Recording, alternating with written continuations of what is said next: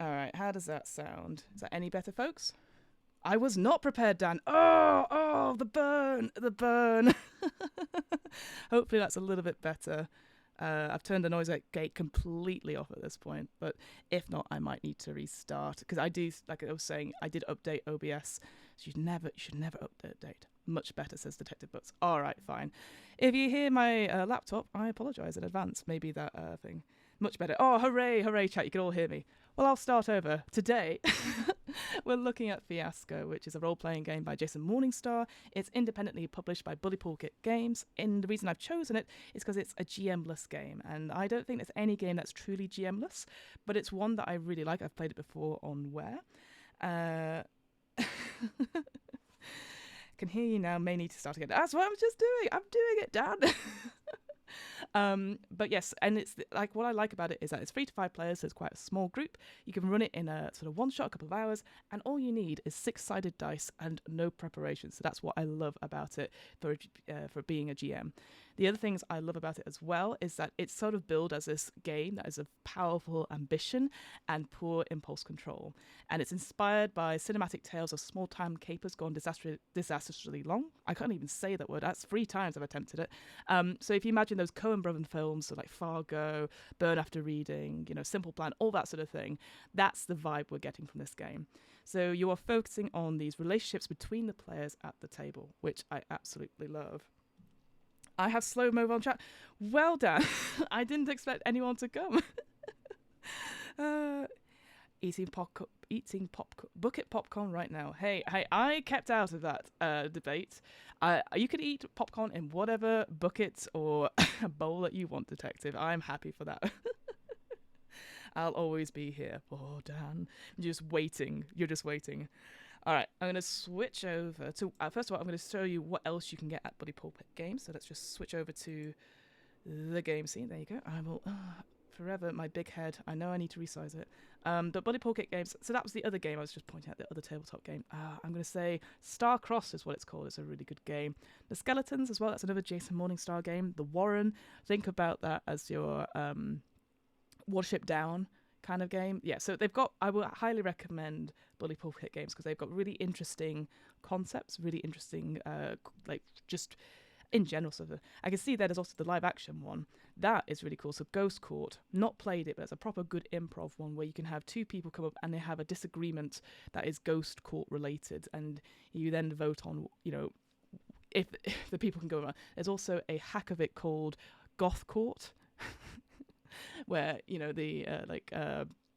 what they call the plaintiffs, I guess, and the accusers, they're all goths in some way, which I absolutely love. But that's not what we're talking about today, sadly. But Fiasco, as you could probably see from the website, there's loads of Fiasco stuff. They've got a card version of it, but I would, I haven't checked out the card version. I think it's just another way to get into the game stuff. You do not need cards for this at all. The game we're going to look at today, though, is the Fiasco Classic, which you can get on Drive-Thru RPG for much cheaper than you can get on the website, but I assume that's a physical book. That's what it is. But also, so the classic one is what we're going to look at today, but the Fiasco Companion, that has got a couple of essays in it. It's got a lot of more play sets, which we'll come to as well. But also, you can get these sort of anthologies which have these different play sets. So when I talk about play sets, these are like the genres or the settings of the film that you're about to play in. Like it says here, a list of colourful settings and story ideas that make the game session unique. And so that's what's really cool about it. You could come up with stuff yourself, or you could use one of these play settings. And even then, use the play settings over and over again and get a different story each time, which is really cool. You also have, if I scroll down, loads of just one-off ones that you can buy for like $5 or less. And there's lots of ones that are free as well. Now, what I will say is that obviously this came out in 2009. And ultimately, it was used as an in-person, right? You're around the table and you would have relationships with people who you were around the table. A bit difficult to do online. So, I hear you, Chris. So why would we play this game? Because there is... I checked it out earlier, but there is a website where you can pick a playset that they've all got there for free, so you don't have to buy them, and you can pick up. Say if we picked Camp Death as a playset, you could read it through, see what like the sort of score is, what the story is, and then you could play it and choose the number of players. If I'd picked free, and it's all set up for you, ready to go. And whilst it's usually it can only use one player to sort of set it all up. Easily, that one player could be the facilitator, share their screen, and then do it individually. So you absolutely can use this online and get the free stuff for it. So I highly recommend checking that out on that as well. Going to the chat, what's going slow mode? Yes, I know, I'll always be there. We're still talking about buckets. Excellent. This is Where's Stream, Dan. Your nicknames hold no power here. It's that you have no power over me. He chows down. Oh, I got it. One day I will get an actual computer. Free campaigns? My favourite type of campaigns. Absolutely. Well, and this is the thing. So it's very easy to try out. And what I'm going to look at today, if I click off my Chrome, so obviously that is the main book, the main PDF there. But also, I'm going to look at the Ice Play set, which I believe you can still download for free somewhere. I couldn't find it before then, but that is what we're going to look at as well. I know it says sort of 10 pages. You only need a little bit of it, but it gives you an example. And what the cool thing about this playset as well, if I skip towards the end, if you don't have time to do all the setup, which we'll go into, you can have an instant setup. So if you've got 3 players, here's some examples of how you would set that up. I absolutely love that. I think that's amazing. Really, really cool. All right. With all that out of the way, let's go into Fiasco. I'd also say, before we begin, there are many, many podcasts, many actual plays of Fiasco out there. I only did one, and that was really, really early on in where, and it was an all right playthrough. I enjoyed it. I would definitely do it again, and I definitely would make sure that the second act is longer. And again, I'll explain what that means in a second. But there is... I think it's like a lot of UCB Second City improvisers who do like a monthly Fiasco podcast, and they go around to conventions and stuff. Typically, I can't remember what it is off the top of my head, but I will try and find it before the end of the stream, and so you can show you guys, because that's the thing I love about this game. No one needs to know the rules really. It's all about the character development and having it with the other person, because you do roll dice in this game, but you don't roll dice to succeed at something, because your actions in a scene, they are judged to be successful or not by the people outside of the scene. And I'll get into that, what that means in a second. So let's start. Oh, but I'm going to do it. I absolutely hate this. Fill 1 page. I know. I get overwhelmed with 2 pages. So first of all, you always start with a good quote. So the world is full of complainers. And the fact is, nothing comes a guarantee. Now, I don't care if you're the Pope of Rome, the President of the United States, or Man of the Year. Something can all go wrong. Now, on you go. Now, go on ahead, complain. Tell your problems to your neighbour. Ask for help and watch him fly. Now, in Russia, they've got it mapped out so that everyone pulls for everyone else. That's the theory anyway. But what I know is about Texas, and down here, you're on your own. And that's from the Blood Simple film. I don't know how true that quote is just now, but we'll keep quiet. Fiasco by Jason Morningstar. And yeah, I would highly recommend checking out Jason Morningstar's other work as well. The Skeletons is the one that comes to mind instantly, and that is a very cool, sort of almost like time-lapse type game where you play skeletons guarding a tomb.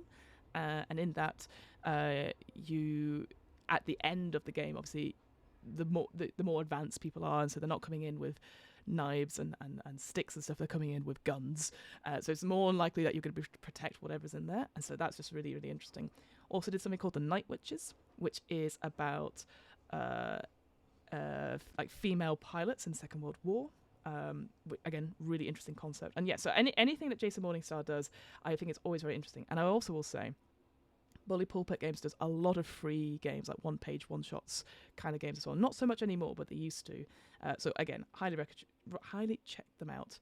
Also interesting, John Harper is the colour art and cover. You'll see, actually, with this book, the illustrations are very minimalistic in that sort of sense. They're very 2D, but I think they really stand out and actually sort of embody what the game is. And John Harper... I think I've seen him on something else. I can't remember what it is. I want to say some Evil Hat games, but maybe I'm thinking of Fred Hicks instead. I can't remember. But yeah, additional art also by Jason Morningstar. So there you go. Some blah, blah, blah, blah. Yep, got the thing. One thing I will say, just switching through, so obviously got dedication, got thanks to people, which is always really good. A nice personalised thanks as well. Not the usual sort of credits per se. I guess because obviously they've got the credits up here. Very straightforward sort of game. Also, I do note that it is 100 plus pages. I know I don't like 100 plus pages, but having read this book before, I know a lot of those are those play sets that you can try out, because I think they've got like 5 or 6 different play sets, and that takes up quite a majority of the book as well. Come on. But what I really like is this, the play testers. I'm going to zoom out a little bit so you can see. So obviously, we've had all sorts of games. For this one, certainly Bully Pulpit Games must have a whole plethora of play testers around, but they've actually put them into teams, clearly from teams from all around the world. There's like a team, do not use our real names. And I just think that's quite a nice little thing, because obviously if you're running your game at a convention or playtesting somewhere, you'd want to credit those people, but I think this is just quite nice because it feels very special rather than trying to find your name in a whole list of things. So yeah, really quite like that as well. Now, table of contents. Here we go. So we'll do, I think, all the way up to we'll go all the way up to sort of the end, the aftermath table on that, because the rest of it is straightforward. So yeah, you've got 4 play sets here. You've got Main Town, Boomtown, Suburbia, and the Ice, which is what we've got here as an example. It's actually the Ice, I think, is the one I use for Where, because it was easily to get. So yeah, so we'll do that, and it looks like a lot, but because I've played it before, I feel like we can at least stream through it quite quickly, which I know is like, what, she's actually read a book. All right, but that's it. And what I'd say in terms of character creation, you don't have any stats, you don't have anything additional like things like that. It's all flavoursome on that front, because you're creating characters and then embodying them in this sort of film type thing called Fiasco. And I would always highly recommend, if you're going to run Fiasco, is that anytime someone says Fiasco, you have to be like, Fiasco! Or like, it was a total fiasco! Because it's like, you know, it's like credits roll. I don't know. It's such a great word, Fiasco. You don't use it often enough. All right, let's go on to the elevator pitch. I'd also like to say tonight's suggestion of the Fiasco does come from Hamilton. He was talking to me about it earlier today. I was like, I'd love to know more about it. And I was like, oh, thank God, because I was like, what can I run tonight very quickly? So Fiasco is inspired by tales of small-town capers gone disastrously wrong. So Blood Simple, Fargo, The Way of the Gun, Burn After Reading, etc. You play ordinary people with powerful ambition and poor impulse control. There will be big dreams and flawed execution. It won't go well for them, to put it mildly, and in the end it will probably collapse in a glorious heap of jealousy, murder and recrimination. Lives and reputations will be lost, painful wisdom will be gained, and if you're really lucky, your guy might end up back where they started. Fantastic. What a great sort of like, ooh, what we're going to do here. And so yeah, that's why I always think of Coen brothers. I would even say to an extent now, obviously a bit more relevant, maybe Wes Anderson to an extent, but obviously I think you need a specific play set for that. So what do you need? Well, you need between 3 to 5 people, including yourself, because there's no game master for this game. You have 4 six-sided dice per player, 2 black or 2 white, or as I would sort of put it, any sort of 2 different colours. It kind of doesn't matter as long as you can denote which one's which. When I ran this game, I did the silly thing of having 2 big and big and small dice. Don't do that. Just make it color based. Again, depending on your table, if there's colour blindness or etc. But I was just like, I don't have two different sets of colours. So because the idea is that they denote success and failure. Several dozen index cards or sticky notes and some pencils. So that's going to come into when we do the game prep late when we get to that essentially. So again, I'm always a big fan. I've got a big stack of index cards that I used for Fate Accelerated and stuff, and I actually always take them to cons because even if you don't use them in a game, they're very good to make a quick like a quick character sheet or even like a name pyramid. I don't know if anyone else calls that, but you can put your name on them and stick it in front of you. Because I used to use sticky labels quite a lot. But unfortunately, people's clothing, it always peels off, or they put it on and then they hide it underneath a jacket, and you're like, oh, I don't know what your name is now. And then about 2.5 hours, varying with experience, placed out on the size of your group. So yeah, I know that sounds bonkers, but yeah, 2.5 hours is all you need for this game. I'd say 3 hours if you're going to have like a bio break and maybe just take your time with it, but it's a really straightforward, quick game. And I just really love it for that. Then it sort of talks about like, how have you found this game? So are you just browsing? Are you new to RPGs? Are you this? Are you that? what's great is that there is a cheat sheet, and the tables that you need are on these pages. All good. So that's quite nice. It sort of splits it up a little bit from there. I don't know if I'm weird games. I don't know if I'd call role-playing games weird. And they are weird, but I don't know. Maybe that's a bad thing. So let's go to the overview. And look, you get an Office Space quote. So let me, again, enhance. Before we go any further, all right, we have to swear to God, Allah, that nobody knows about this but us, all right? No family members, no girlfriends, nobody. Fiasco is a highly collaborative game in which every player should always be engaged, either actively playing a character or throwing out suggestions, brainstorming scene ideas, and listening for ways to make each scene hit harder than the last.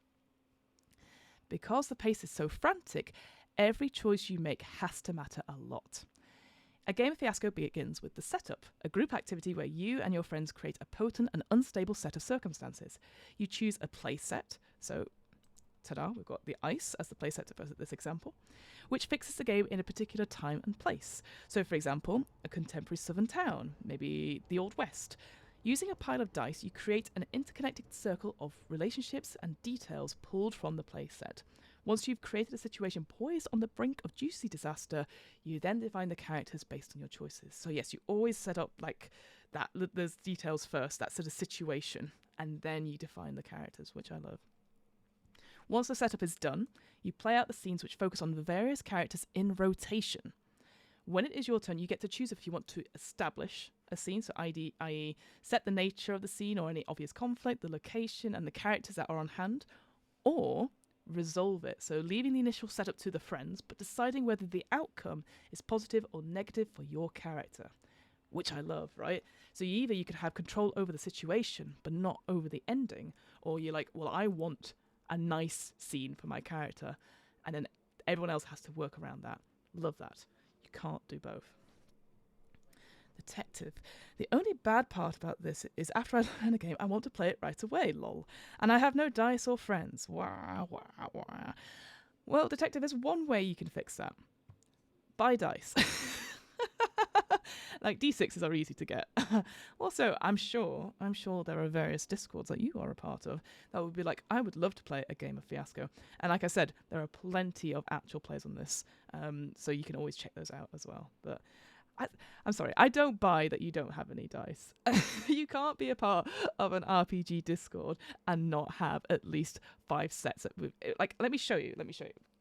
I did a clear out. I'm going to go to it. Sorry, back to Big Head Cam. I did a clear out the other day, and this is all my dice, plastic dice I had that I've just kept randomly. There's at least like 10 sets in there that I'm never going to use because I've got some special sets. I think I've got at least like 8 special sets in their own little boxes and stuff, and now I just have a pint full of a pint full of dice in a sort of glass, and so I'm gonna have to. I want to give them out. So what I used to do is that when I used to play games in person with brand new people, I used to buy them a set of dice to give them, and so that they could play with the game, and I go, that's your set of dice now for that character, so you can, next time you go to somewhere and you want to play a game, you already have dice. You never have to use anyone else's. I think that's always a really key thing to do, because it's very unlikely I ever forget dice, but I always feel like I've got the dice, I need to use it in some way. So that is my recommendation if you ever run games in person. And of course, if you've got the finances to do that.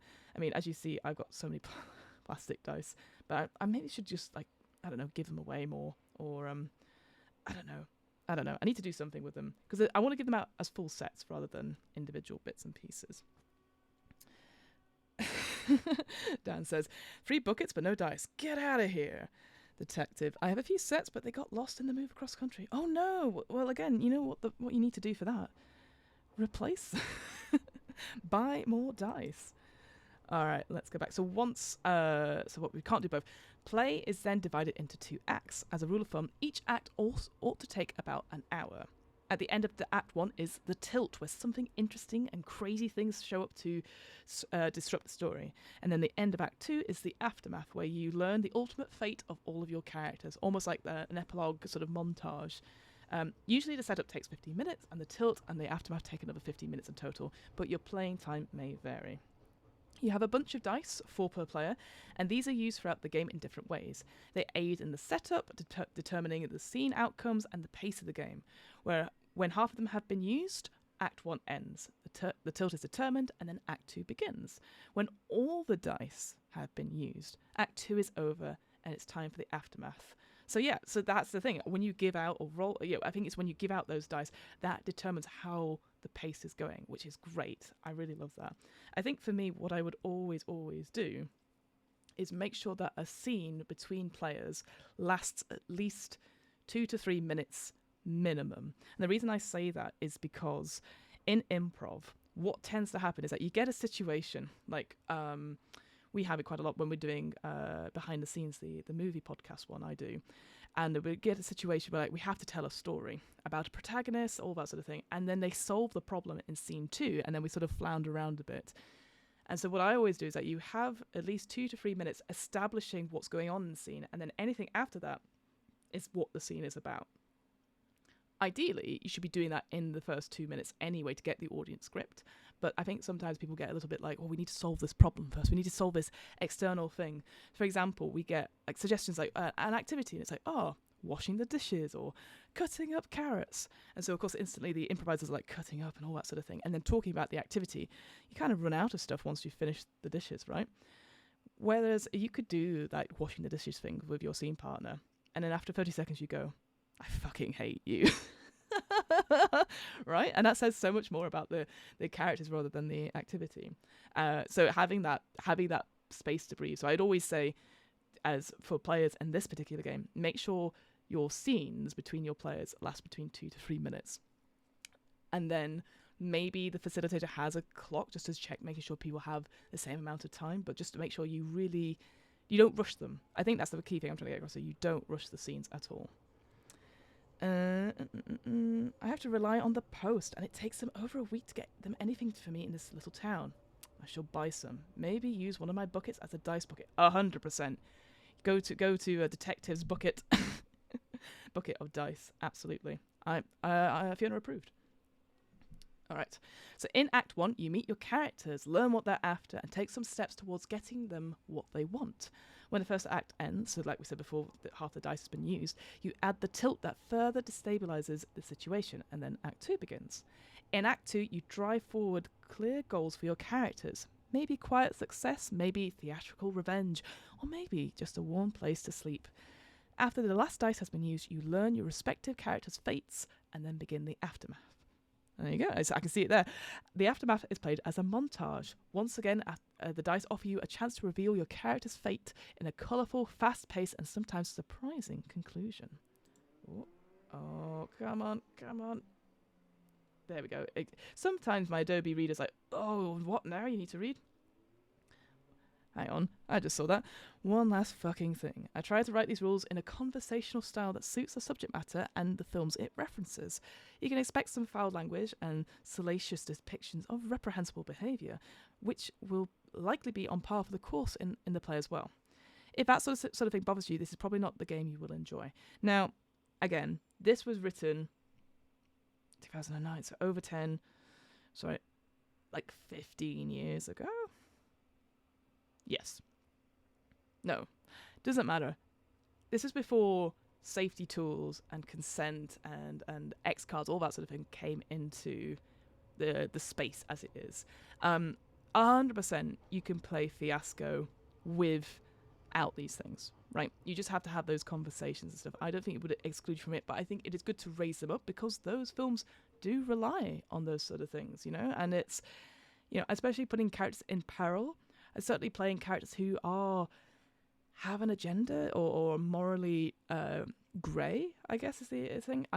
I really love it. I love playing characters like that. But I know, for example, in improv, some people are like, oh, I don't like playing villains. And I'm like, oh, but villains are so good. Oh, you get to play a villain. Oh.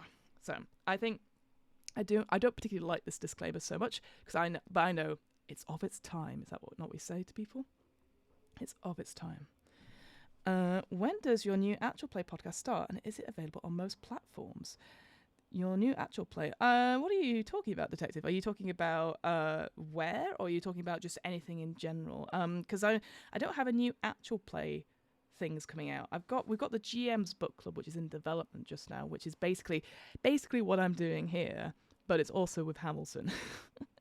And we've got a few in the bank, but we need to edit it because we're going to try and do like a limited series and be like, oh, look at these books, and like Hamilton's got a camera over the top and stuff, but we don't really have actual play content. I mean, that said, he's got a few things in the pipeline, like Bowie's in Spelljammer, sorry. We've got Blade Runner that's in the backlog, but it needs to be edited. Rooster Teeth. Oh, well, what? So just in case you're watching this and going, what the fuck? It was announced today that the Rooster Teeth podcast has renewed format, etc. And I am the lady at the beginning that says this is a Rooster Teeth podcast, which is very, very exciting. Unfortunately, that's it for now. It was a very delight to do, but I did, about 2 years ago, I almost got flown out to Austin to run a game for a show for them, but unfortunately the finances weren't there. But I made the audition. I got it. It was very, very close. But I think from that, it got me this Rooster Teeth thing. So I'm incredibly grateful. I actually can't believe it happened. You sometimes hear in the voice acting industry, like you do something, don't hear about it, and then it gets released and you've been replaced completely. That's what I thought was going to happen because I hadn't heard anything. But Andrew, who is one of the hosts, has been in contact with me, and I'm just like, he's very keen to work with me some more. So all I can do is like cross fingers and thumbs and just hope things happen. Because I don't know what their actual play content is like. They did have some D&D stuff, from what I remember, and they've got a few other bits and pieces from their various different departments as well. But yeah, it's been a good day, so to speak. So thank you. But enough of that. So we've got a glossary just now of all the different texts, which we don't need to go into. Andrew is a good name. Oh, well, detective, I could not say otherwise, can I? So we've got some examples of the glossary, but we don't need to go into too much detail because I know it's explained a little bit later. And you have this art style is great. It's just great, guys. Because I just think like it really sort of I don't know. This is what whenever I see this, I always think Fiasco, the red and black arrows, the way sort of it moves around. I just think it's such a simple design, but I think it's very effective. And also with the like the cutout silhouettes as well. I love it. I can imagine like I know it's not of the same genre, but you know the sort of Monsters University or Monsters Inc. introduction, which is all like cut out paper silhouettes and all that sort of thing with doors and stuff. That's what I always think of. I guess it is the caper that goes wrong, right? It means strong and manly, solid like rock. I assume mainly.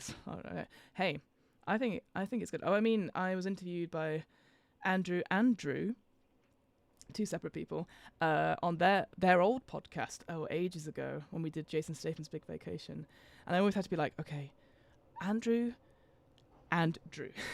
It's like, okay, so let's look into the setup. So here we go, the basics. What we do, we choose a play set, we roll a bunch of dice into a central pile, develop a web of relationships and the details, create the characters attached to those relationships and details, and then put all the dice back into a central pile.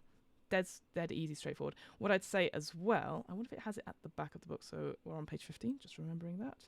Ooh, does it have it here? No, of course it doesn't. Typical. Sometimes it comes with similar to, I'm going to go back to that page 15, Fiona, don't be silly. There we go. Sometimes if I go back to the Chrome for a second. So yeah, so this, sorry, I know it's up on screen there. So this sort of setup of the 3 people, whatever, that is actually, you can get that as a paper format, as a cheat sheet somewhere, I think on their website. And it's sort of, you could just put it in the middle and it just, player 1, 2, 3, or up to 5, however. So you can actually have it physically there and have a place for where the dice go, etc.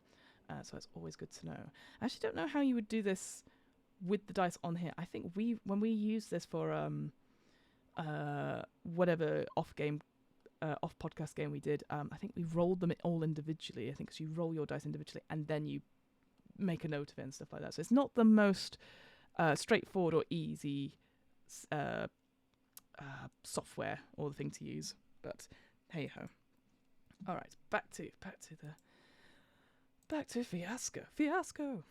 All right, so choose a play set. Let's move. Oh, see, Bad Santa. What a great film that is as well.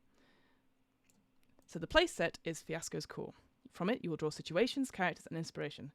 Think of playsets like trouble construction kits. You've got big lists of cool stuff, and each of them will have a unique flavour to its time and place. They are divided into 4 lists. Each list reflects the things that will be central to your game, the stock elements. Relationships will be first and foremost. They'll be then spiced up by details that colour and intensify the relationships. A detail is always attached to a relationship, and it can be an object, need, or location. The playlist lists, in turn, are broken down into 6 general categories and 6 specific elements within each category. Don't worry, we'll look at that example in a second. Although there's one here. In the Nice Southern Town playset, the general category 3 of locations is out by the interstate, and within that list, number 4 is the quick pick gas station and convenience store. Choose a playset that everyone is excited about, or make your own. 4 awesome ready-to-go playsets start on page 60, and there's advice for making your own too. So let's go and have a look at the ice one. So here you go. So here's the examples of, like, you have 6 examples here of 6 categories, of relationships, and within them 6 elements, save for the needs and locations and objects, etc. So yes, you've got basically 4 big categories. Each of those have a subcategory, and each of those have 6 items in them. Fairly straightforward on that. So I'm just having a quick look here what we've got. Maybe I'll zoom in a little tiny bit. So yeah, kinds of relationships you can get, like work. In this particular playset, you get work, friendship, romance, crime, community, and soul. What kind of needs? So that will be connected to the thing on there. Cool. To get laid. We'll come to that in a second. So we've picked the playset. We've got the ice playset. Fiasco! Exactly, detective. Fiasco! Roll credits. Once you've chosen a playset, roll some dice in the middle of the table. 4 per player. So 2 black and 2 white, or 2 different colours, essentially, as long as you don't. So thus, if you've got 3 players, you'll be rolling 12 dice, 4 16, and 5 20 dice. And they will be evenly split between the 2 different colours. It doesn't matter who rolls, just make sure you start with a nice random assortment of numbers. So this is the key thing, the numbers is what is key. Now we develop a relationship of details. So now that you've chosen a playset, and now you've rolled the dice, the next 2 is to combine them both.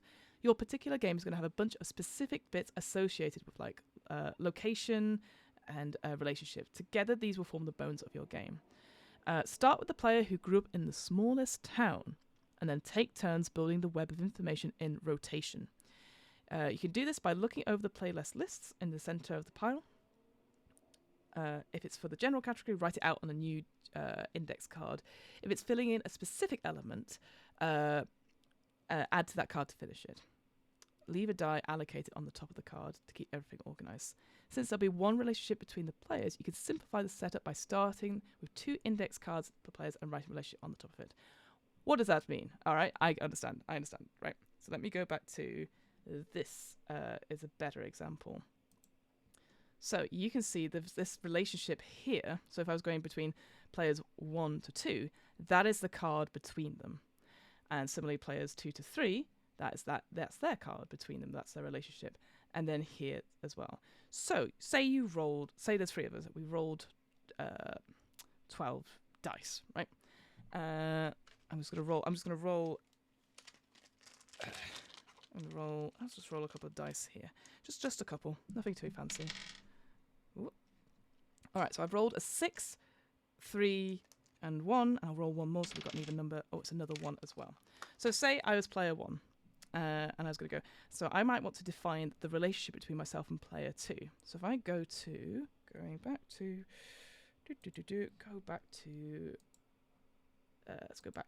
let's go to this. All right, so let's look at the relationships. So I can only pick one of these at a time to use a dice. So I can only use 1 dice at a time, right?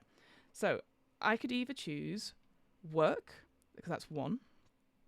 I could choose 3, which is romance, or 6, which is soul, to define that relationship. All right, to begin with. Say I use soul, so I'd put that and I'd write between us soul as the relationship at the top of the thing. The next person would maybe look at the dice and go, I've got 3 and 1, but I want to add a detail to that relationship. So they're using the same card. They look, so in Soul, what have we got? If I zoom in, enhance. So I could either choose lifers on the ice, whatever that means, or the ones who found the body.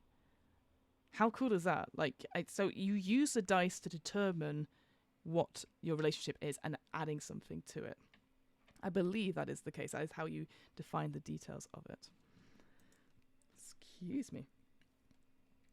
So, since there will be one relationship between the pair of players, you can simplify the setup by starting with two index. Yeah, I've already said that. Here we go. So there's an example there. Details are always explicitly tied with relationships. If there's a mink farm, it's a mink farm connected to the preacher and his secretary, or two cops on the take, not an individual character. It's perfectly acceptable to lay down a relationship between two other players if it is still undefined. And it's totally okay to add a detail to one of your own relationships. So it doesn't matter. You could be like, I think this would work really well. Obviously, with consent of the other players. It doesn't have to be attached to your character per se. I always recommend you do, because that's actually quite a nice way to get the conversation talking, rather than like, I think you two should be this. Especially if it is a relationship romantic sort of thing as well, because you want to do that. So as you rotate, taking turns to add information, eventually you'll have 2 index cards per player, and each index card will have 2 dice on it, one for the general category, as we sort of said, and then one for a specific element. Here are the only rules. One relationship between the pair of neighbours at the table. So yeah, so you if you're player 1 and you have player 3 and player 2 on either side of you, you can only have a relationship between those two. Like you can have on each side, right? They will have a relationship as well. I guess if you get more people, you might not have a relationship to somebody else, for example. One detail is attached to each relationship, and at least one need, location, or one object. The last remaining dice is wild and can be any number. So that's the thing. You might be like, oh, this doesn't make sense at all after you've used all the good numbers in quotation marks. But I like it that last number, that last die can be anything. And so, so you keep going round and round, adding more details to this relationship, like once you've got a detail to it and having a need or a location or an object to that between the two characters. I just love that. It's just very... Because then you could have that discussion as well, going, oh, I think this. And if you're not sure, asking the other players at the table, 100%. So this is explaining why. The first rule ensures that you have a circle of interrelated characters. The second rule ensures that everyone has a connection to something cool and colourful, but the chances are that you do this anyway. The third rule ensures that you have something to motivate misbehaviour and interesting things to misbehave with and around. And the last rule is that the final die is actually fun to use. 100%. Imagine if you got one and you're like, doesn't really add anything. Absolutely. So, you'll have precisely one relationship between the pair of neighbouring players, and one detail latched onto each relationship. You must have at least one object, one need, and one location in a game.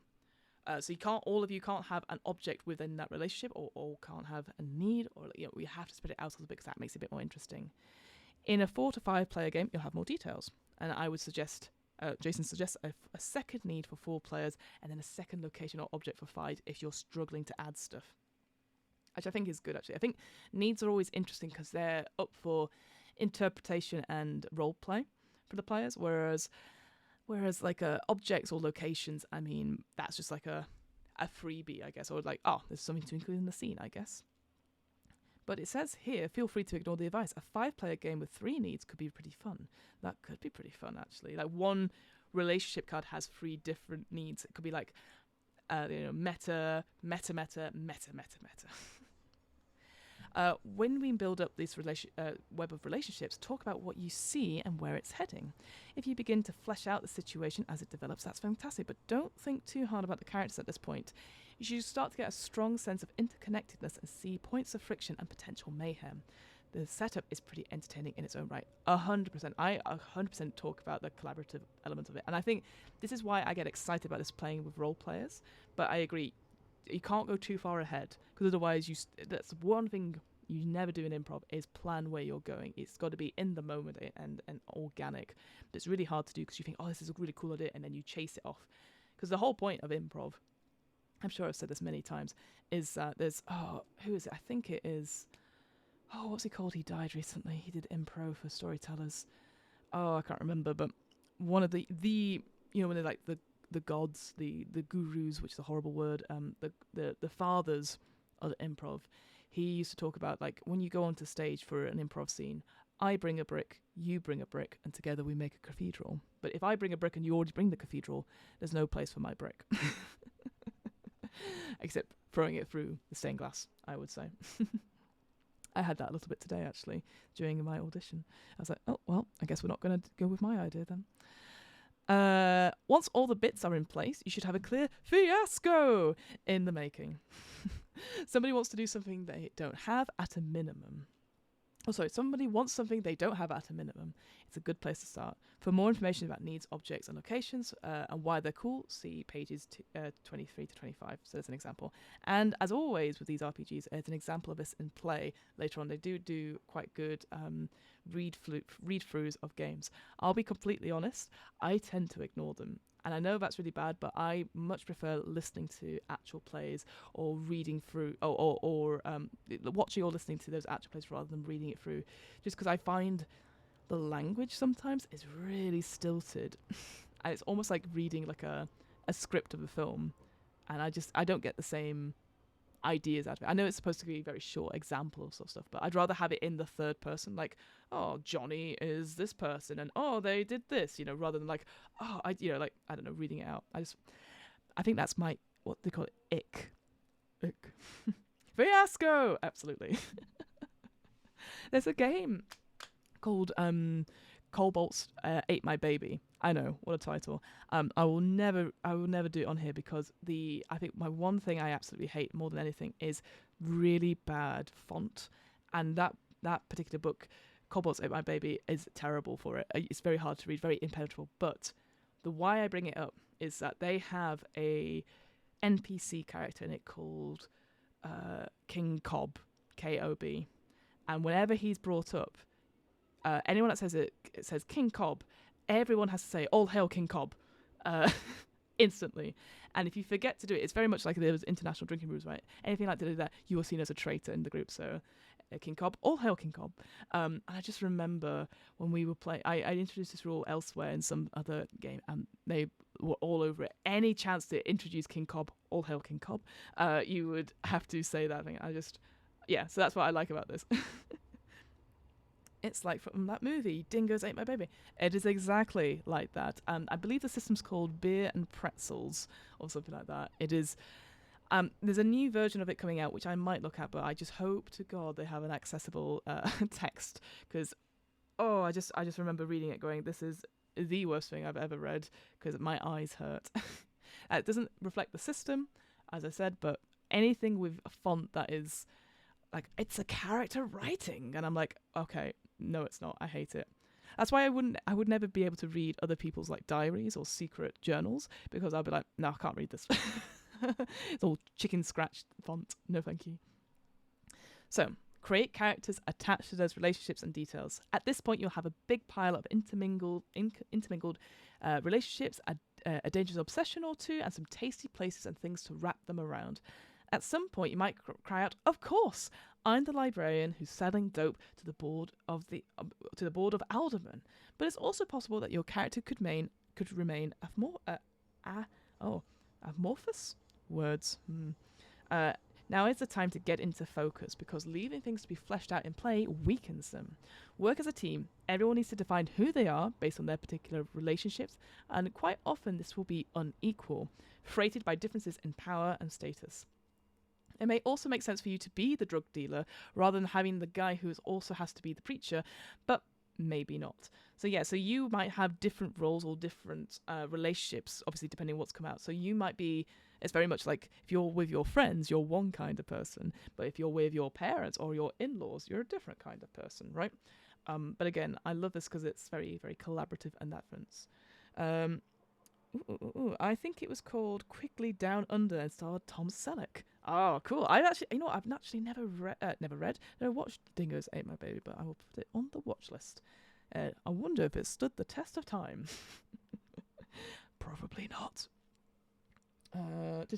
Once you've firmed up the situation and everyone agrees that it is solid, you are ready to play. It is that simple. It takes 15 minutes. So you should have a pair of relationships. As a player, you should have a pair of relationships shared with the players on your right and left, some interesting details associated with some of those relationships, and that a character has to emerge from that web of information that you have generated as a group. Finally, give the character a name. It's helpful to write these on an index card and fold it like a tent. There you go, exactly what I said. In front of you so everyone can see. Feel free to use the relationship cards to add notes and names and other information you want to keep track of. Finally, before you go into Act 1, is to clear off all those dice that you've got on the thing and dump them back in the centre. Number, facing, and order does not matter, so you just take them off. It doesn't matter, you're keeping those numbers, and you just put them back in. You'll be grabbing dice throughout the game, so keep them within easy reach. So again, you usually put them in the centre. And that's it all for setup. It's really good. Here's some information about characters and what to do for them. I'm going to skip over it a little bit because I do think it's really important, but I'm also talking a lot about it. I want to get to the actual heart of the game because I know it's very, very short, so I'm going to skip through these things. But I mean, the PDF is very straightforward on this, and it's, as you can tell, it's really written conversationally. It's one of the easiest books to read. Oh, and here's an example, if I go back up a little bit, of what it would look like if you were playing a game. I'm sure that's like your hands as well. That's good. So I see. You got the individual things there. So you always have a work relationship and then an individual. So yeah, you get two. That's what I misspoke there. So yes, that's why you would need those things. You have two cards on that front, and yet you can define them in any order. Detective, as a DM, are you okay with people using character archetypes borrowed from pop culture, 80s and 90s TV shows? I am. I think I have to have a conversation, and I always do this, about whether or not certain archetypes and certain stereotypes have harmful implications. And that's something that you always bring up. Certainly when I'm running games on Girls Run These Worlds, some of the games, like, for example, Alien, I had to have a big thing saying, like there are bigger forces at play. There's big corporations, corruption, but there's also possibly warfare. And it's certainly at the time of recording as well, obviously the stuff maybe with Ukraine. And so you have to be aware of these things in general. But I think with archetypes, as long as they are not harmful to other players. So, for example, you could have the sleazy boss from Mad Men, right? I know that's a more recent example, right? And it treats certain characters as beneath them. But as long as it's it's like, why are we exploring this character? And it's making sure everyone's okay at the table to explore certain characters like that. I remember we did a Kids on Bikes game. When I used to run games in person, I used to have no fear, right? I used to go to a gaming cafe and sit down and be like, I'm running Kids on Bikes and just trying it out. And people would come, like they would sign up and play. I wouldn't do that anymore. I feel like, I don't know, I don't have the resilience to do it anymore. But I remember because the Kids on Bikes is supposed to be like Stranger Things, right? So it's supposed to be set in the 80s. And it's supposed to be about wholesome kids finding something and all that sort of thing. And I just remember one guy kept saying like, oh, well, I'm going to say certain things because it was okay to say them there. And he said it to a character or a player whose character was a bit more effeminate. And I had to stop the game saying, I know you said you're trying to justify it. It's like, this is what my character would do and it's in the setting of the game. And this was before I did Lions and Veils, but I'm not okay with it as the GM, so can we redo the scene? Can we go over it again? So that's the same thing. I am no problem taking from pop culture or references and stuff. If there's a film, stuff like that, I'm always for it, because that's where I get most of my stuff from. But I always have to check, are people okay with it? There's not some underlying agenda or anything like that. And if it's not a way to like, oh, I want to explore it because I want to tell this kind of story because I wouldn't be able to otherwise, not at my table, But there are some games which talk about the exploration of, certain themes and stories. So like, I always bring in stuff I know, but Die, the role-playing game, that is supposed to explore feelings of trauma as you were teenagers. So like, if you got bullied as a teenager in the creating of your persona, in the game that you get sucked into, the bully could be the head of the army that you're about to face. That sort of thing. So I have to be very, very careful and just because I don't know what people's backstories are or people's lived experiences are there. Certainly, if you're doing them in cons and in-person places. Hello, Brian. How are you? Thanks for joining. You've joined us about halfway through. Nice to see you. Like a detective, like his name wouldn't be Magnum PI, but he'd be wearing short shorts and Hawaiian shirt and he's got, yeah, perfect. perfect. I actually wouldn't see a problem with that per se. It's like I wouldn't mind if you were playing like James Bond, for example. But if you were, I don't know, treating women poorly, I might be like, no, not in this world. No worries, Dan. I hope you enjoy your stream. I'll probably see you after this, no doubt. All right, take care. So where were we? So we finished the setup. We're going through the needs and locations. So yeah, so this is describing a bit more. And I think this is quite helpful as well. Is like if you're new to it, it's like what kind of location? So they've got some nice little questions here. So like location capable of being central to the relationship. Is there a backdrop? All that sort of thing. If the answer is an enthusiastic yes, you've got a great location. I think that's really good just to have those little bits, those little essays on that front. Objects, same scenario as well. Actually, you know what? I don't want to skip over too much of it. Let's see if there's like a quick thing to it. So that's obviously the characters. That's fine. Obviously we've talked about that. The situation, again, we'll get that through the elements. True fiascos revolve around the details, which is expressly tied to relationships. And then it gives an example, which is good. And then needs. Needs stem from an unmet desire. Somebody wants something or someone they don't have. The wanter may be one member of a relationship. It might be both. Or it might be a third person they both deeply care about. Regardless, both members of the relationship stand to benefit or suffer equally. For a need to really kick, both characters need to be heavily invested in it, possibly at cross purposes, but always invested. Obsessed even. Somebody's need to need something problematic to have a genuine fiasco. But it's important to note that not every relationship needs a need. Absolutely. In fact, the game is more fun if needs are a little thin on the ground. Let some characters start the game removed from the destructive motivation. Perhaps they will be a force for reason or good throughout the game.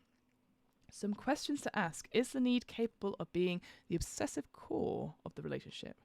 Is the need alive with a possibility, both good and bad, but mostly bad?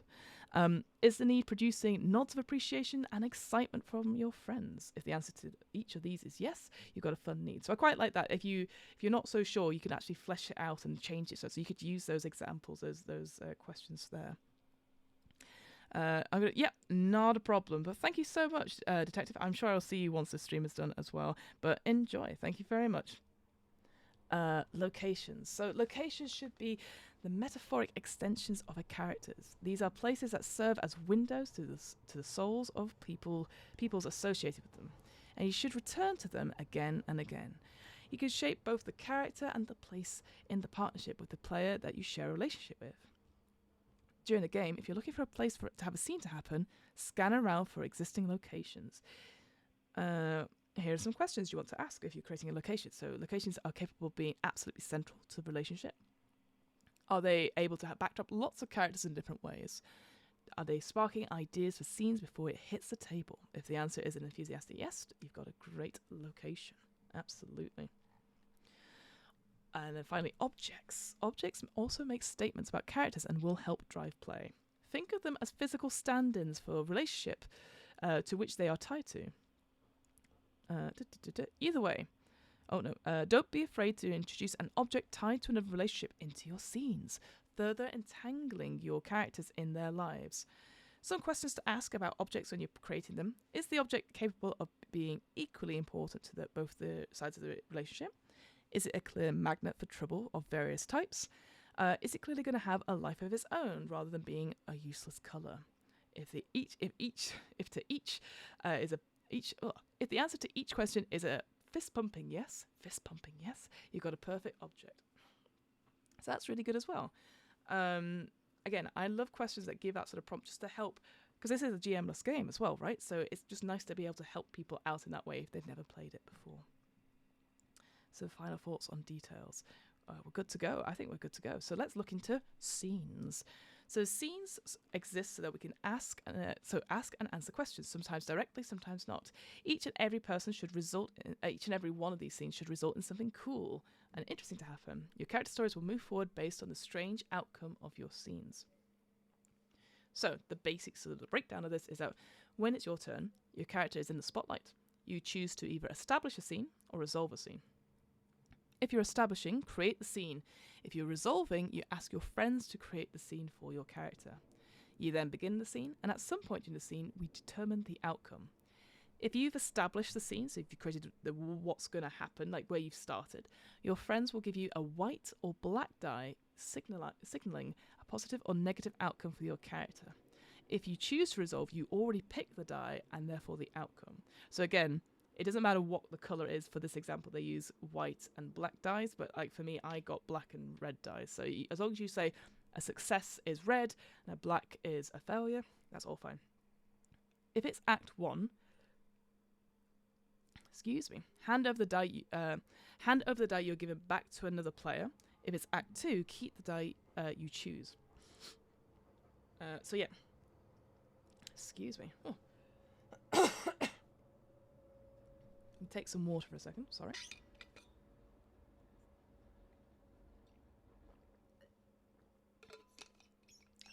So yeah, so this is the interesting part. This is where you determine a lot more. So you get to at the end of it. So in Act 1, once you finish a scene, you pick a die. You get the die. If you've established, say, a scene, and people say, "Oh, we think it's successful." You get a red die. You then have to give it to someone else, and they keep it to the end of Act 1 when half the dice has been given out, and then they roll it. But in Act 2, you get to keep the die, and that's really important for the aftermath, which we'll come on to.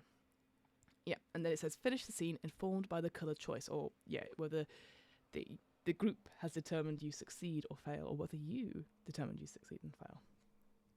Very good. So when it is your scene, your character is in the spotlight, so choose to establish fail. I know it's going to go into a bit more detail about this, but I think it's really important to go this over.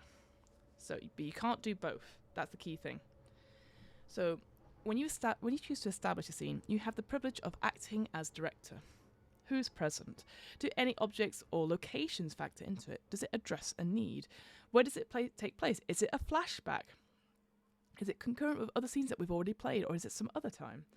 Establishing scenes is the most common and direct approach. Maybe you absolutely positively want to confront this Mexican gangster, or just say gangster, that's terrorizing your partner. Put your guy in the middle of the action and play it out. Look at the cards on the table and consider the emerging story and pull some elements together.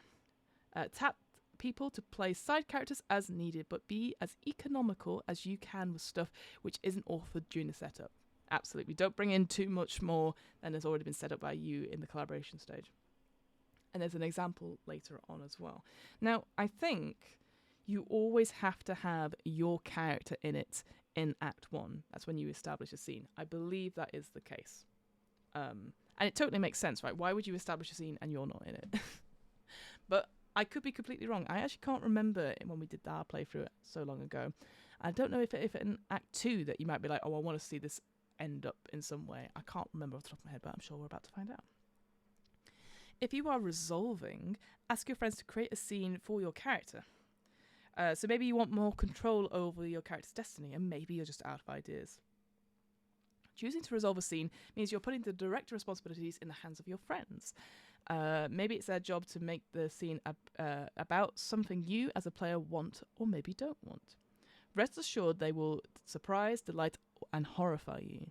You can make suggestions, but the composition of the scene, the who, what, where, is out of your hands. Asking to resolve is a signal that you also want an obvious conflict. So that's an interesting one. And there's an example later on as well. I realise it's getting quite dark, so I'm just going to turn my light on behind me.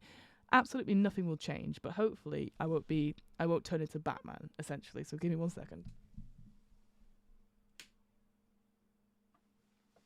Absolutely nothing changed.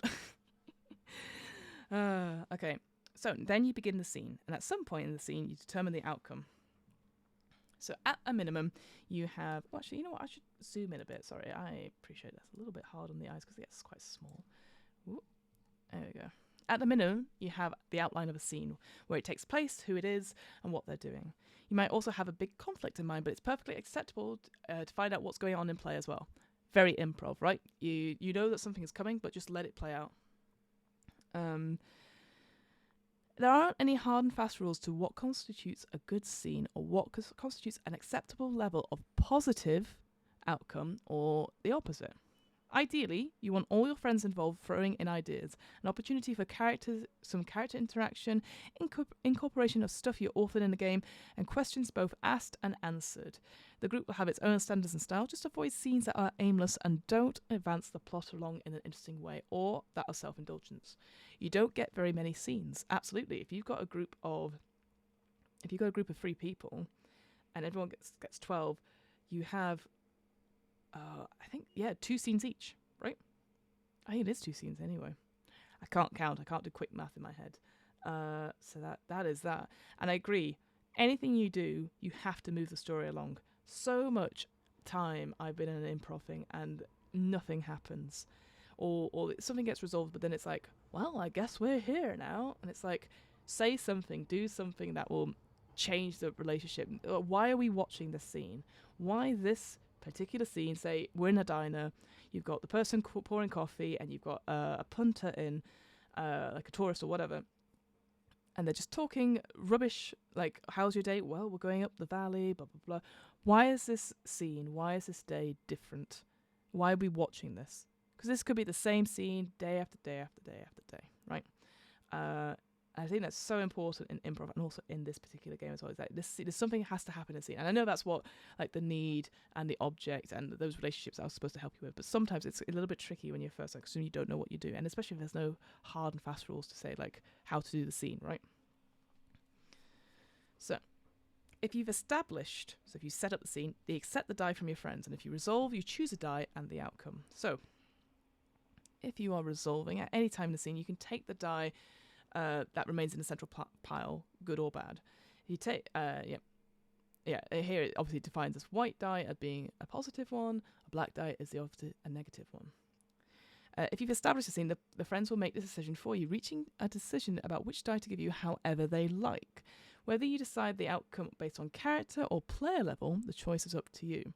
So when we did it with Where, we made it so that we would have a discussion straight after the scene, but we'd also maybe be a bit quiet about it as well, trying to indicate, like, oh, maybe I would, do this, and then we would give it over during the scene so we didn't interrupt the immersiveness of the scene or with the role play.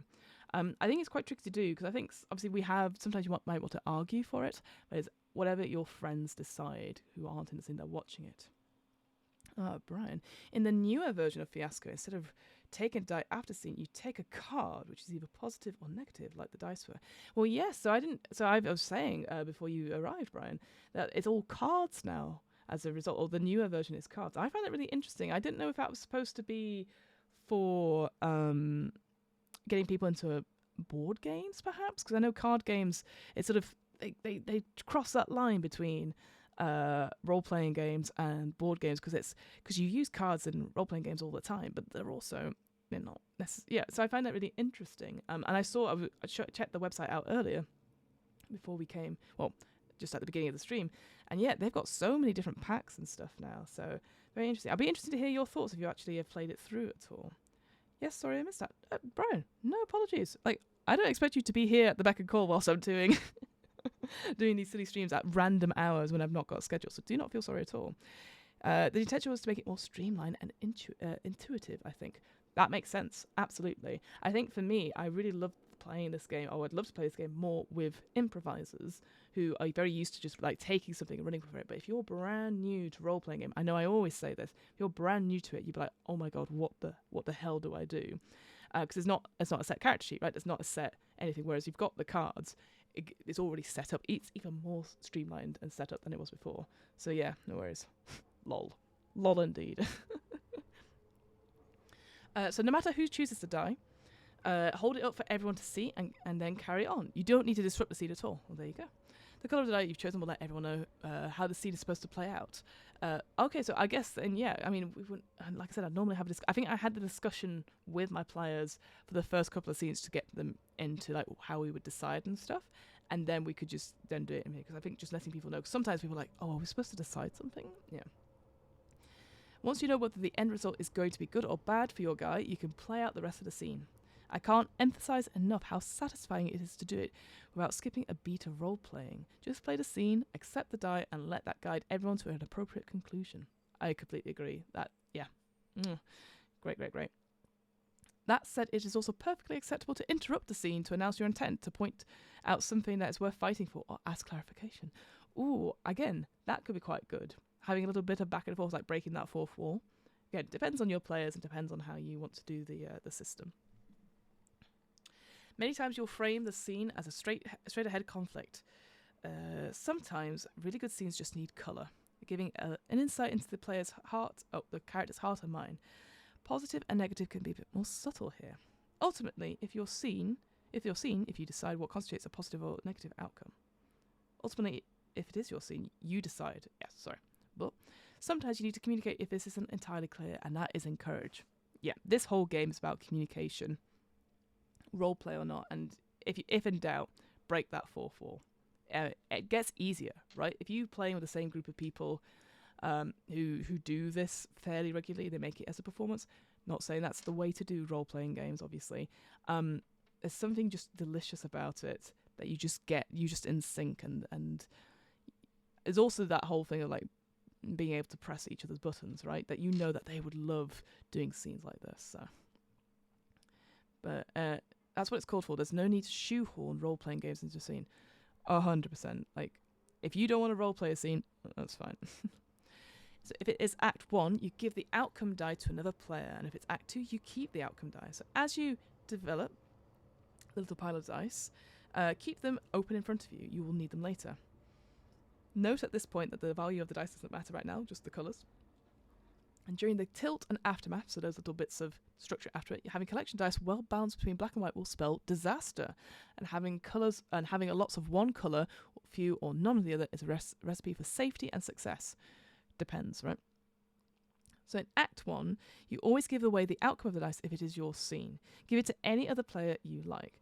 This decision has nothing to do with the in-game fiction and everything to do with who you want to support or mess with. So that's really cool as well, because you might be rooting for another character and you want them to do well. Like, I think that's really cool, so that you are determining other people's things. Again, very random. There's no way to game it, so to speak. And I just really like it. I just really like that. But then in Act 2, you always keep the outcome, because obviously we're about to end the game, right? This means that choosing resolve is especially inviting in Act 2, but when losing control over scene framing becomes a terrible idea, right?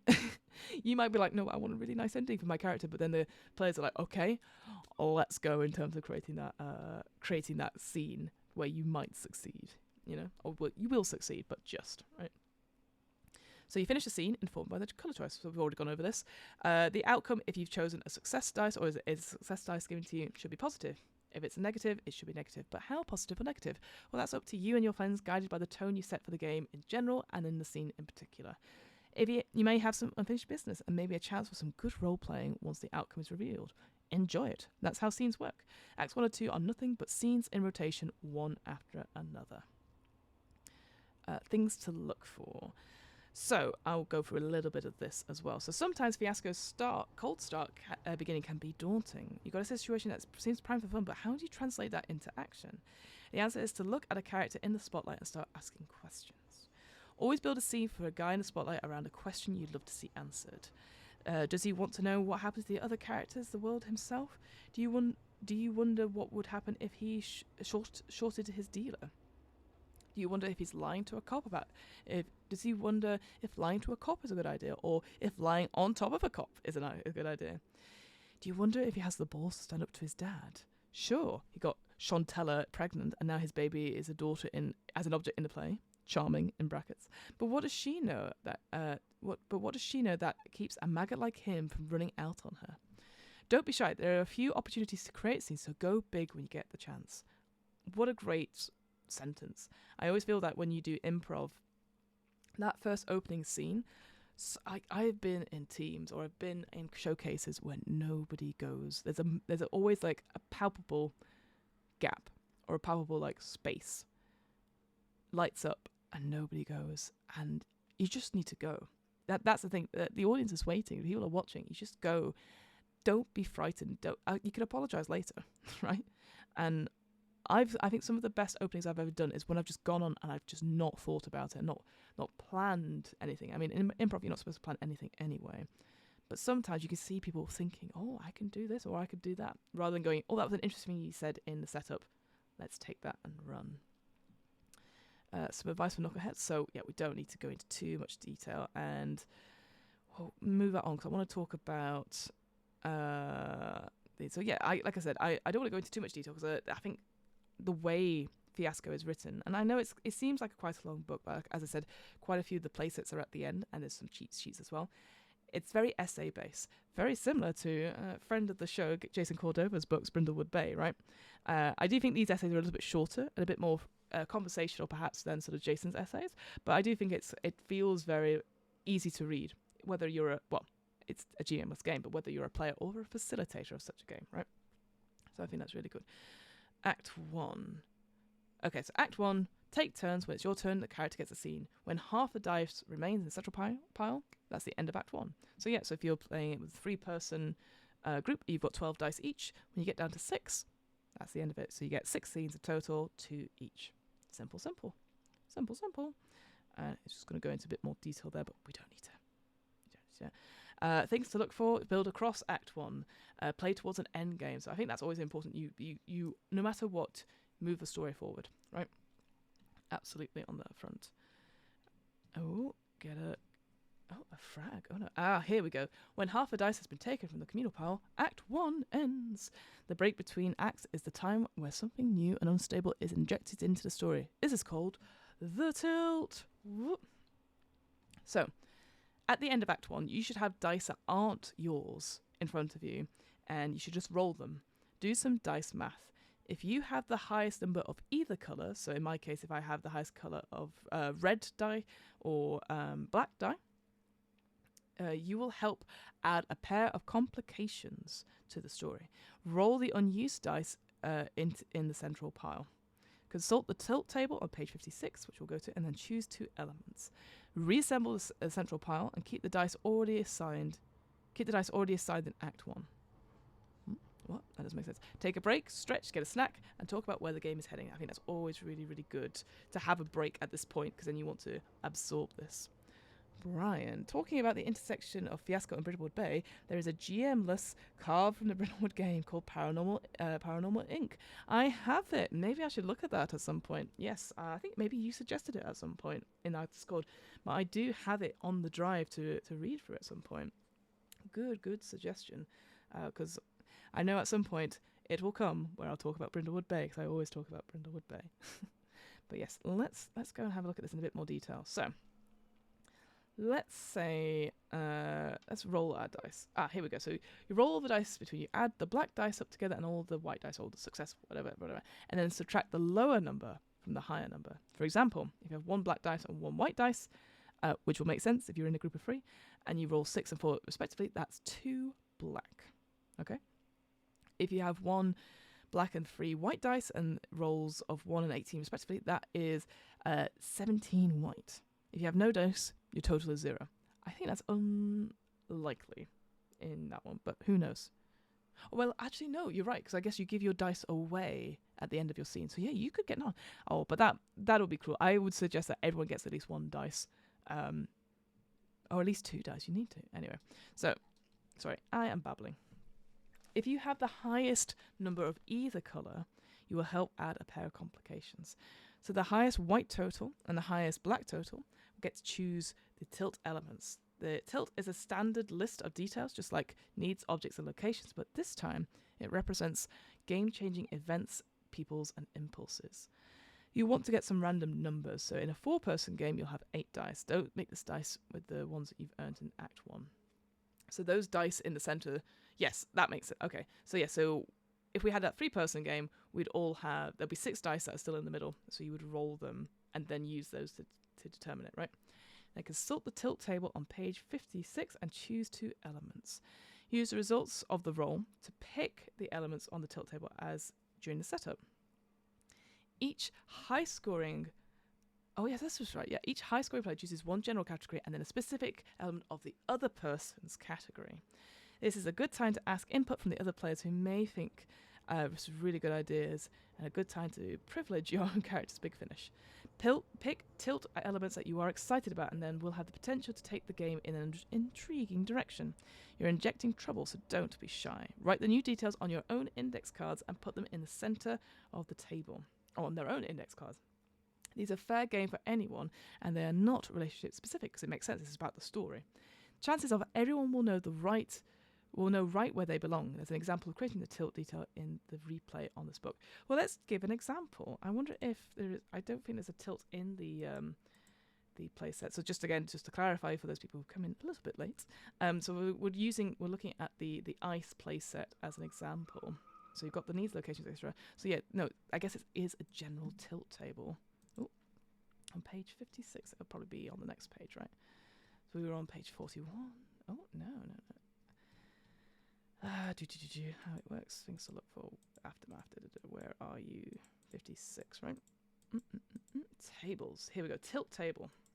Let's zoom out a little bit. So I'm going to roll 4 dice anyway, right?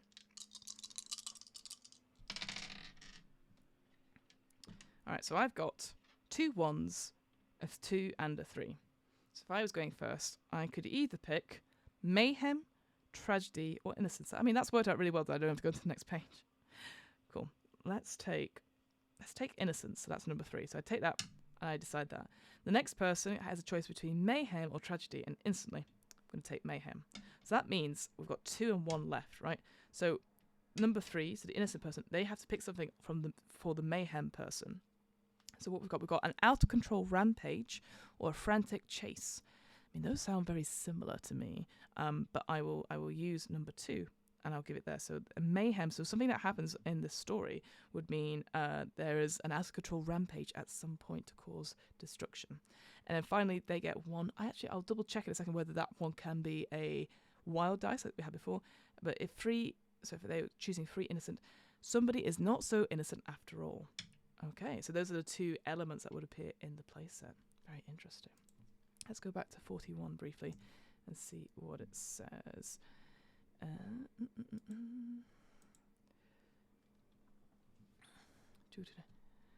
Any dice that chooses the elements gets tossed back in the central pile and should be left half empty. So wait, did I?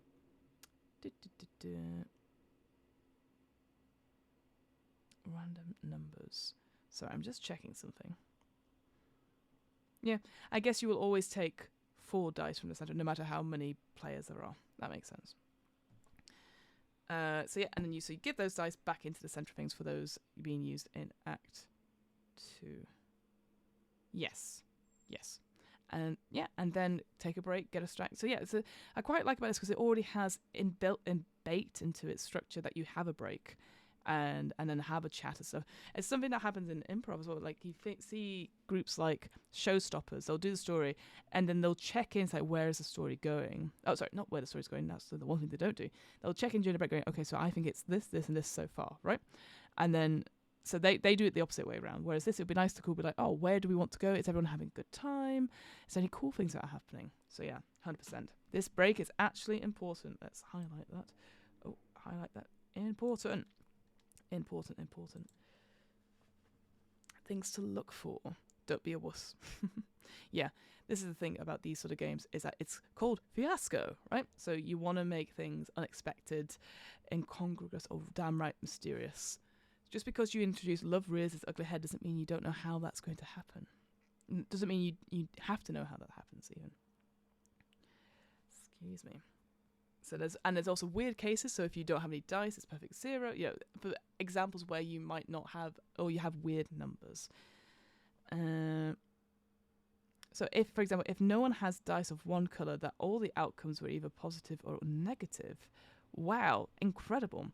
The winners are the highest and lowest of the total of that number.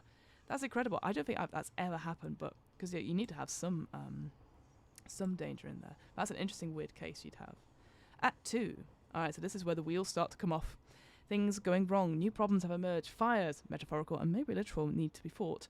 This is where you unscrew your jar of crazy and throw the lid at someone. I love that. Take turns. When it's your turn, your character gets a scene and tilt the hell out of it. The final dice is wild. That was it, that's what I was trying to remember.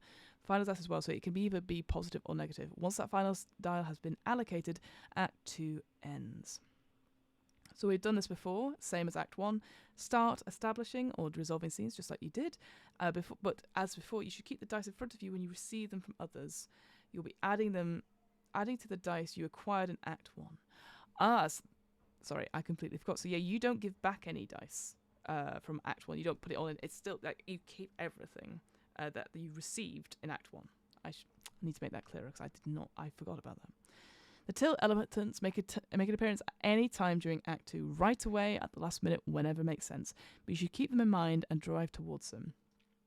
If you know there's going to be confusion followed by pain, set up a confusing situation and trust your friends to provide the pain.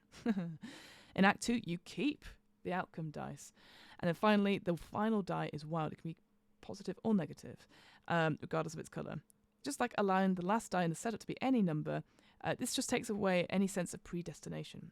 If you don't choose to resolve the scene, your friends will probably stick it to you with exactly what you don't want. Of course, you can still get forced to take a particular outcome in the next to last scene. Absolutely. Again, some things to look out for. I quite like this that you have, because ultimately this book could be then like quite short, right? You could just take those first pages out, but then things to look out for. I think that's quite a nice little there's some commentary from the game designer on this point. And also tips to think about, I guess, through that playtesting, right? Yeah, and build across Act 2. We've done this before.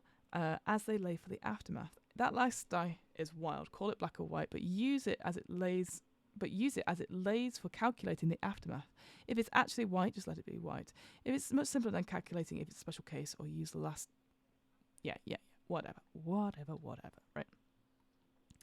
The aftermath, here we go. So the aftermath is the game's denouement. It is likely that the action has peaked, and that is totally okay.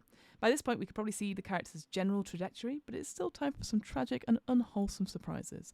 The aftermath should be told in montage, and it should be fast. This is where I was saying before, I feel like scenes in the Act 1 and Act 2 should be about at least minimum 2 to 3 minutes. Here, under a minute. Get going. Even if you're narrating it yourself, just doing like a quick monologue to camera or whatever, or a voiceover, under a minute, 100%. So here's what you need to know for the aftermath. Roll all the dice in front of you, and total them by colour, as we did with the tilt. And then consult the aftermath table on page 58. Play the aftermath as a montage with this statement per die associated with your character. I forgot about this. The statement stuff is great. Once you're out of dice, your story is over. I seem to remember when we get there, I think you go round in order because you roll those dice and then you use those numbers to play out what it is, which is really, really cool. I seem to remember. All the totals of it, sorry. We'll find out. We'll find out together. So roll the dice in front of you. At the end of Act 2, you'll have a modest pile of dice in front of you, including all the dice allocated to your character from both acts. Roll the dice and add together all the failures and all the positive ones, and then subtract the lower from the higher. And you should have twice as many as before because you kept the dice you were allocated in the first act. Note that if you end up with the game's final die and it was decided in the opposite colour, you can ignore that now. Good thing to remember that. I always forget about that. Other than choosing the outcome for the final scene, this choice has no effect. You don't have to remember that a white die is actually a black die when rolling the aftermath. Yada, yada, yada. Ooh, come on. There we go. The aftermath chart will give you your marching orders for the game's finale. Black results are generally physical, whilst white results are generally social, mental, or emotional. So, negative, physical, positive, social, mental, or emotional. If you really, really don't want those dice to cancel each other out, the further from zero your final result is, the happier the ending. So that's the thing. It's not about, so that's how you balance it, which I absolutely love. I think that's great. At this point, you enter the final phase, the aftermath, and check the replay for it later on. Cool. After you play the aftermath as a montage with one "this is" statement per die associated with your character. So here's the format. You take one of the dice that ended up in front of you and say, "This is my character doing something." This should be active and it should be about your person and nobody else's.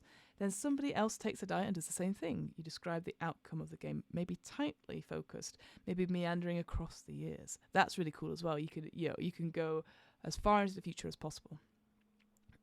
Keep it brisk, broad, colourful, and poignant. When you're out of dice, your story is over, and the game is over. If you end the game with a few dice, because it can happen, not only will your poor guy have a horrible outcome, but you have precious little to say in the matter. Maybe you'll just disappear. That said, chances are some characters' aftermaths will be more complicated than others. Tossing a die to a friend so that they can have a satisfying ending isn't a crime. So there you go, so it can bend some of the rules there. That's really, really good. Similarly, if you have more dice than story, that's also cool too. Things to look out for. Whatever you do, keep it snappy. 100%. Life is full of surprises. The result of the aftermath table may surprise you or even throw your character story or story out completely for a loop. Perhaps you rolled exceptionally well and have a happy ending, even though the tail end of Act 2 saw your guy handcuffed to the trunk of a Corolla that has been set on fire. These things happen. Absolutely.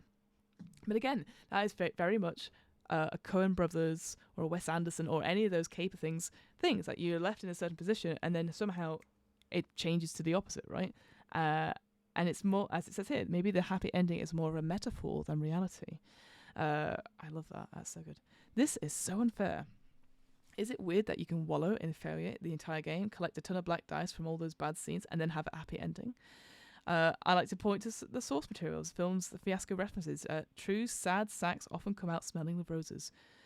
I think that also happens in real life, not just in films as well. There's the guy who never fails, who gets exactly what he wants. Well, there's that guy there, so you can grind your teeth in impotent rage as he walks away scot-free. Would you like some tea? Mira, thank you. I'm all right. I appreciate it. It's the people in the middle with some ups and downs who really get screwed. Help your friends in the middle. Some optional craziness. Again, probably wouldn't use those words there. Here's some examples of some rule tweaks. Shall we go into them? Let's have a quick look at them. Hopefully they won't take too long. So actually, you know what? Let's look at that table first before I do anything. So that's on page 56. No, that's the tilt table. Apologies. It's tilt page 58. Right, aftermath. So here we go. So if you had the highest color of failure. So here we go. There's some examples here. I'm going to zoom out a little bit.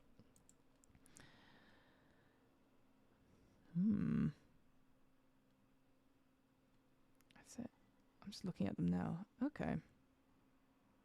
So yes, this is my so you would say this is character's name doing something using, say, black 2 brutal. Wounds will never heal. For starters, some stuff sawed off, blown off, burnt off your own way to a grand oh god, I can't even say that word. Failure. Kiss whatever you care about goodbye. You may die, but you may not. So these different sort of aftermaths are quite interesting, right? And are they similar? I seem to think they are. Yeah, they are a little bit similar in the way that, like awesome, insanely great. You emerge not only unscathed, but if there's a girl involved, she's dropping her drawers. Blah, no, thank you. We would rewrite that 100%. You might even get rich off this caper. Who knows? It's time for a new ride. So yeah, you can imagine going through your set of dice and you'd be like, this happens.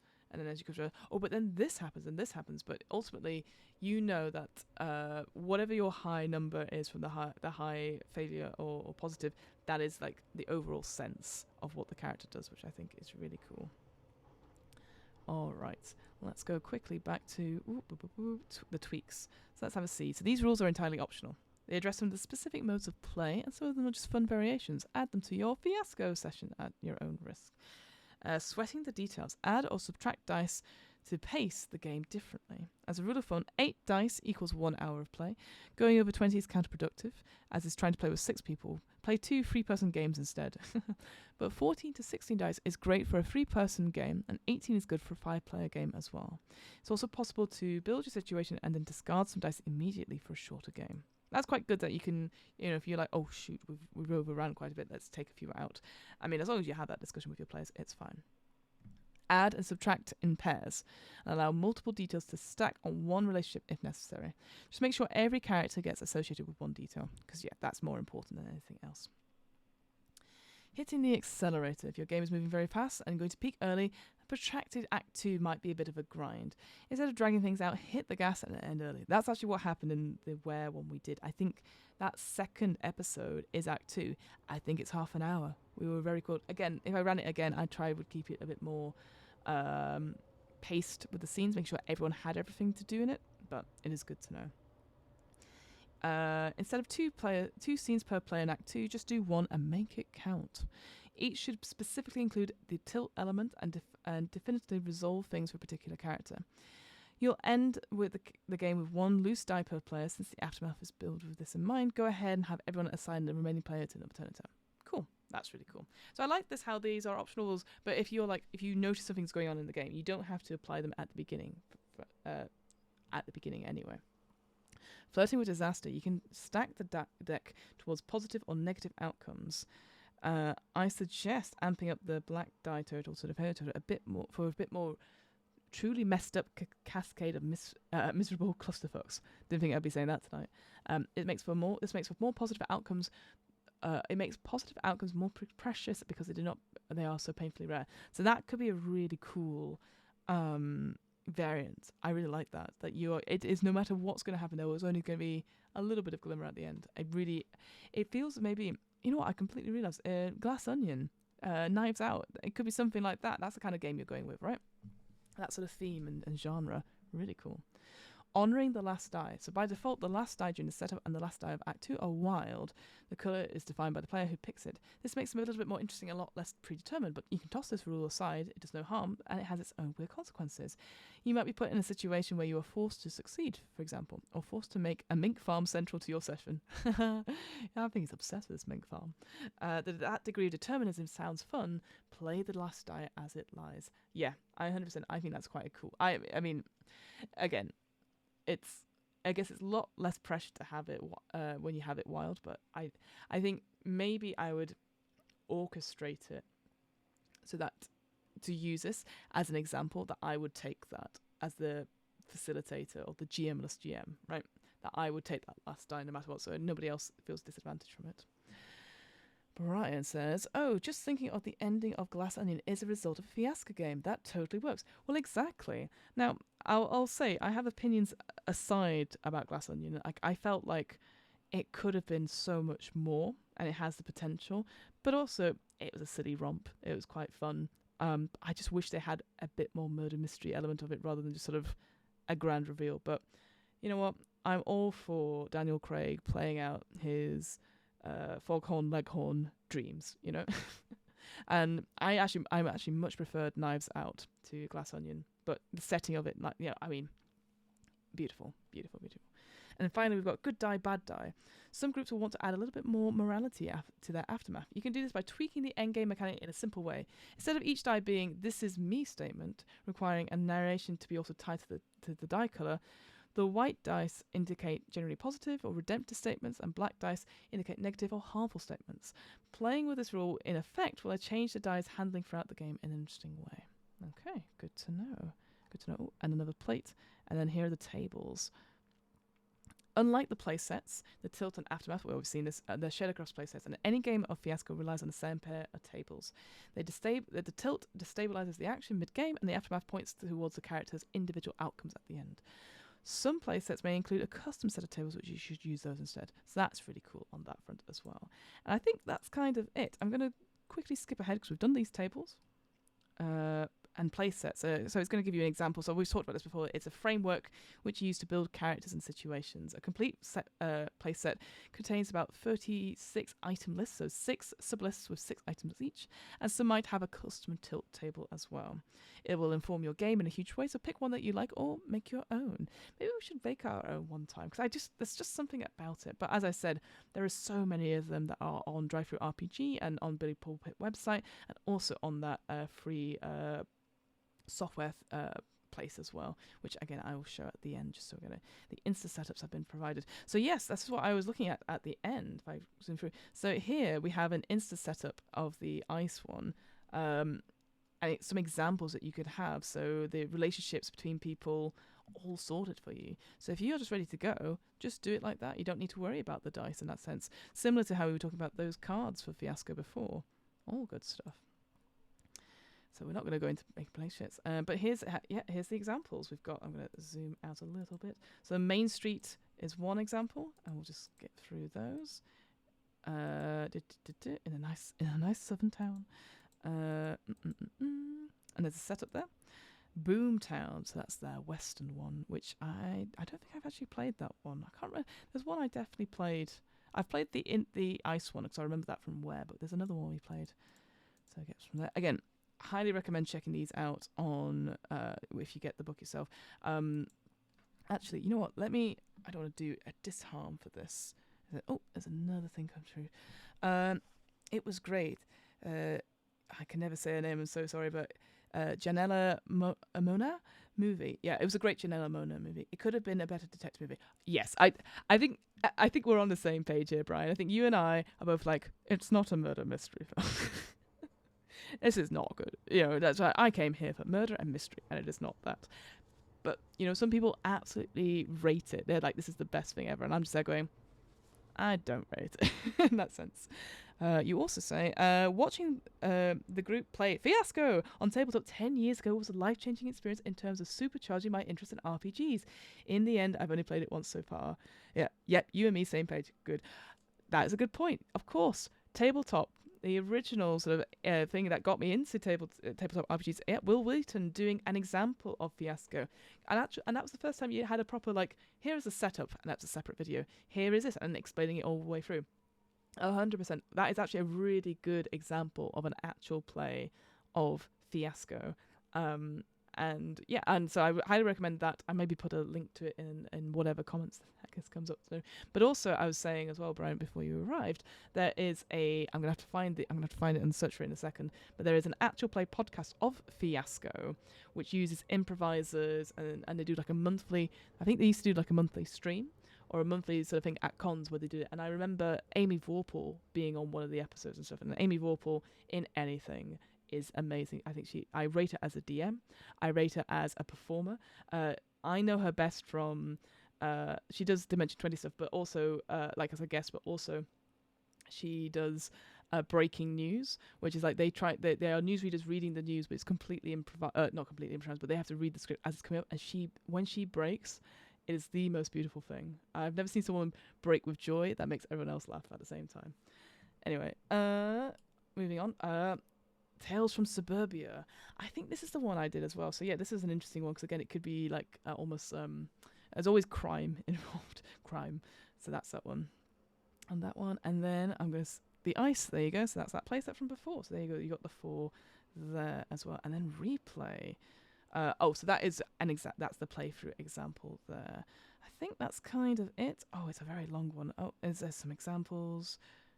Sorry, I'm going through this now because we don't need to do. We're experts now. Look at that. And some designer's notes as well, which again I will leave you in your own time to read it through. And of course, here is as with all good RPGs, I think you have a filmography. Things you want to read up more. How many of these have I read? Watched. I think LA Confidential. Oh, Brother, Where Art Thou? Now that is a cracking Coen Brothers film. I love that one. I think it's one of my favorites. It was one of the ones I saw in the cinema, and that's my first Coen Brothers film. Getting into it, would highly recommend. And some great music as well. A Fish Called Wanda, Office Space, absolutely. Primer, gotta love Primer, right? But 10 Less Lethal Clusterfucks, absolutely. I saw one of those streams you mentioned. I recall Trooper SJP, was it with it? Was Jason Morningstar? Yeah, Jason Morningstar. He's not so much on social media. I believe it's him. But yeah, he does all the streams. He's very much part of his game. He's very involved in those sort of actual plays, and they always do it for charity as well. So yeah, absolutely. So there's some filmography. Oh, there's some other ones as well. In Bruges, love In Bruges. It's so bonkers. Lock, Stock, Two Smoking Barrels. Don't like that one as much, I'll be honest. The women, Sienna Miller, is not treated as well in it, I don't feel. But I know it's of its time. But yeah, Pineapple Express, Shaun of the Dead, Snatched. Guy Ritchie comes in it. I guess even that Sherlock Holmes ones that Guy Ritchie did was a pretty good one. We've got some international ones as well. That's really good. Oh, I think I've seen The Octopus. Sorry, this is where I go, have I seen this? Thelma and Louise. Oh, so sad. Bound. Oh, yes, that's the Wachowskis, isn't it? Bound. I think that's that one. And then the cheat sheet as well. And we'll just zip on through. Some resources. Gotta love... you got a YouTube channel. I wonder if that YouTube channel's still going. I'll maybe look at it in a second. Oh, some blog spots. Oh, I remember those. Making a fake ID. How to avoid a bear mauling. Cousin marriage by state. Distilling alcohol from Santa. This feels like, you know what, it's those Google searches you do after you do a game.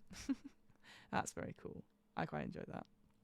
And then index. Well, there you have it, folks. That is Fiasco. You've got to say it like that, haven't you? Trying to get back to the main page. One thing I would say, obviously, this is the core book. But there is. I'm going to zip back to Jason is him. Thank you for clarifying. Appreciate it. There is also, I actually do have the physical book here. Quite a nice thin one. It's quite lovely. I actually quite like having it at the table as well. Obviously, you don't need it for those references. But also, I would recommend checking out the companion as well, Fiasco Companion. It's about the same sort of price. There's some additional play sets in there, but also some more essays as well. And I just turned to a page. Internet play. Aha, interesting. I wonder if anything of that's changed since then. But yes, just to go quickly back to, if I go to the game scene, and then I show this. So this is what I was showing before, Brian, if you're still with me. The Fiasco computer is, if I go to, you can select a free playset here and do it online. Some of it, I mean, the dice rolling, you have to do elsewhere, whether it's like an online dice roller or do it physically and just being truthful about what you get. But the fact is, you can, like, all these are, what's the word, made up, no, like New York 1913, that is a free playset you can get from Bully Pulpit. Like, all of these are either free playsets or something that someone's created, which is really, really good, and it's worth having to check them out, and you can do that as well.